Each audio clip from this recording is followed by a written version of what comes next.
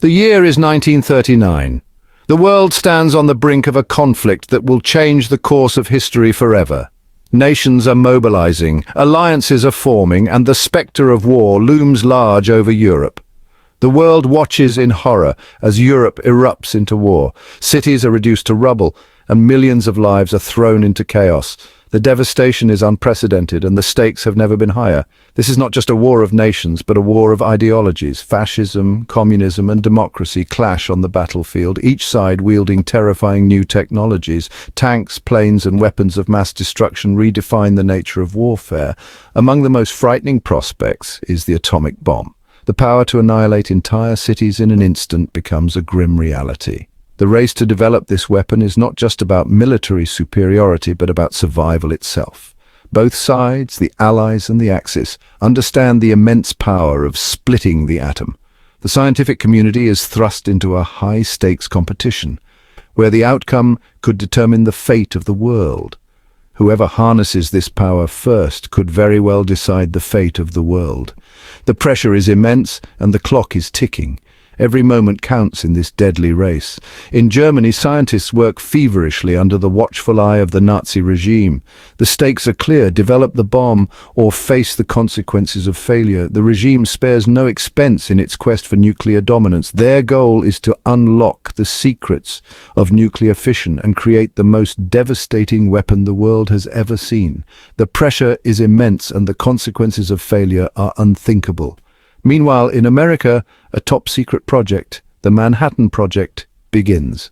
The best minds in science are assembled, working in secrecy to outpace their German counterparts. The race for the bomb is on. Espionage, scientific breakthroughs, and sheer determination drive both sides. The outcome of this race will shape the future of humanity, for better or for worse. Nestled among the snowy peaks and icy fjords of Norway lies a hidden treasure. Not gold, not jewels, but something far more valuable in this new atomic age: heavy water. This rare substance, a critical component in nuclear research, is found in only a few places on Earth. One of them is the Vemork hydroelectric plant in Telemark, Norway. Vemork, with its advanced technology and remote location, becomes a prime target. For the Germans, it represents a chance to accelerate their atomic program. For the Allies, it's a threat that must be neutralized at all costs. Control of Vemork could tip the scales of the atomic race. Heavy water. It sounds like something out of science fiction, but this unassuming substance, chemically similar to the water we drink, holds the key to unlocking the power of the atom. The difference? Heavy water contains deuterium, a heavier isotope of hydrogen. In a nuclear reactor, heavy water acts as a moderator. It slows down neutrons, the tiny particles that trigger nuclear fission. Slowing down these neutrons is crucial. It allows for a controlled chain reaction, the process that releases the tremendous energy within the atom. Without heavy water, controlling this reaction becomes far more difficult, even impossible. The Allies, aware of Vemork's importance, decide to act. Their first attempt to sabotage the plant, codenamed Operation Grouse, launches in October 1942. A small team of Norwegian commandos, trained in sabotage and survival, parachutes into the desolate wilderness surrounding the plant. Their mission: to destroy the heavy water production facility and cripple Germany's nuclear ambitions. But disaster strikes. Their glider crashes, killing some of the team. The survivors, stranded in the unforgiving Norwegian winter, are forced into hiding. Operation Grouse, though valiant, ends in failure. To Section 5, the Heroes of Telemark. Despite the setback, the surviving commandos, now known as the Swallow Team, refuse to give up. They remain hidden in the mountains for months, enduring brutal conditions and constant danger. Their courage and determination will later become the stuff of legend.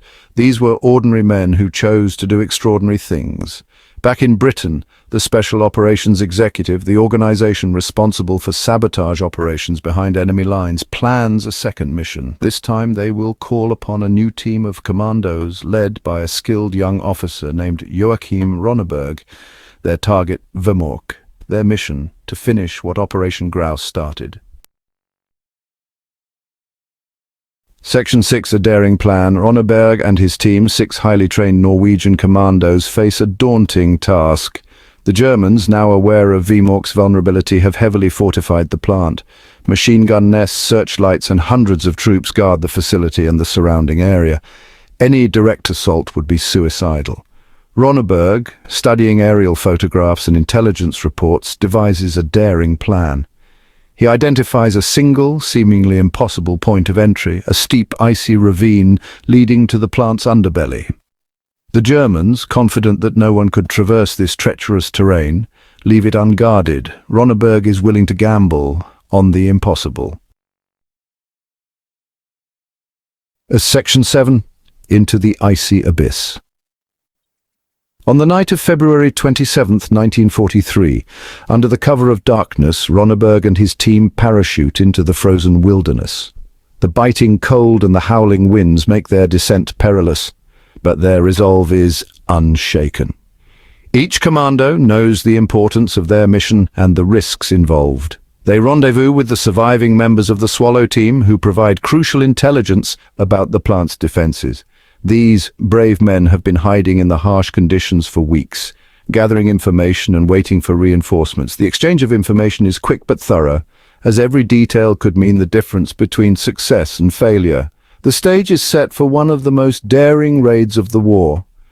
The Vemork hydroelectric plant, nestled in the rugged mountains of Norway, is heavily guarded and nearly impenetrable. Yet the commandos are undeterred. They meticulously plan their approach, knowing that the fate of the war could hinge on their success. Their journey to the plant is a testament to human endurance.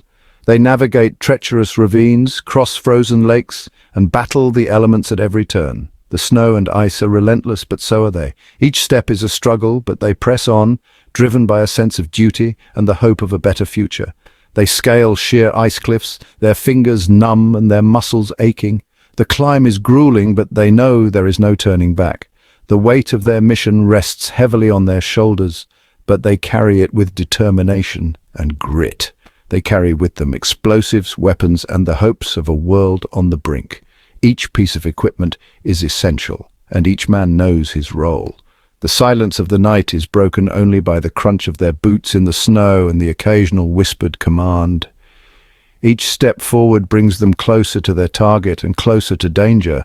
The tension is palpable as they approach the plant, their senses heightened and their nerves on edge. They know that one misstep could mean disaster, but they are prepared to face whatever comes their way.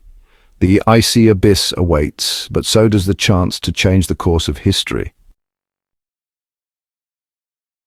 Section 8, Victory and Retreat. After days of grueling travel, the commandos reach the ravine. Tethered together, they descend into the Icy Abyss, their every move a gamble against the unforgiving terrain. Finally, they reach the base of the plant, exhausted but undeterred. They have overcome the first obstacle. Cutting through fences and using the cover of darkness, they infiltrate the plant. They plant their explosives on the heavy water electrolysis chambers, the heart of the facility. The fuses are lit. Their mission is a success. Now they face the perilous journey back to safety. Section 9, the sinking of the Hydro. The explosion at Vemork rocks the Norwegian countryside, sending shockwaves through the region and beyond. The heavy water production facility is crippled, setting back the German atomic program by months. This was a significant victory for the Allies, but it was only the beginning of a long and arduous struggle. But the fight is far from over. The Norwegian resistance fighters, fueled by their determination and courage, continue their efforts to thwart the German plans. The Germans, though dealt a significant blow, are determined to continue their research. They refuse to let this setback halt their progress and quickly regroup to find alternative solutions. They begin transporting their remaining stockpiles of heavy water, a crucial component for their atomic ambitions, to safer locations. The Allies, learning of this, decide to take further action. Intelligence reports and reconnaissance missions reveal the Germans' plans, prompting the Allies to devise a bold strategy. In a daring operation, Norwegian resistance fighters plant explosives on a ferry carrying a vital shipment of heavy water across Lake Tinsjø. This mission is fraught with danger, but the stakes are too high to ignore. The ferry, along with its precious cargo, sinks to the bottom of the lake. The cold, dark waters of Lake Tinnsjø become the final resting place for the heavy water, effectively crippling the German atomic program once again. The Germans are dealt another setback. Their plans are thwarted and their morale is shaken. This operation stands as a testament to the bravery and ingenuity of the Norwegian resistance fighters and the relentless efforts of the Allies to secure victory. Section 10, A Legacy of Courage. The story of Operation Gunnerside and the subsequent sabotage efforts at Vemork is a testament to the courage and ingenuity of the Norwegian resistance fighters. These men, facing overwhelming odds, risked their lives to strike a blow against tyranny and alter the course of the war. While the full impact of their actions on the outcome of the war is still debated, one thing is certain: their bravery and sacrifice will never be forgotten. They stand as a symbol of hope, a reminder that even in the darkest of times, ordinary people can achieve extraordinary things. The legacy of the Heroes of Telemark lives on. So hit that subscribe button, ring the bell for notifications, and let's turn the page on a new adventure together. Get ready to experience books like never before, only on VBook 360. Like, comment, and share to support the channel and keep the video magic alive. Thank you for stopping by. And remember, every video has a story, and every story deserves to be shared. See you in the next video.